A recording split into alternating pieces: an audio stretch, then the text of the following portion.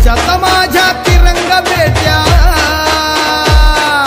देशाचा माझ्या तिरंगा बेट्या अभिमानानं फडकणार.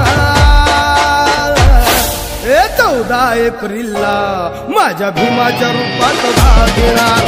14 एप्रिलला माझ्या भीमाच्या रूपात भाग घेणार.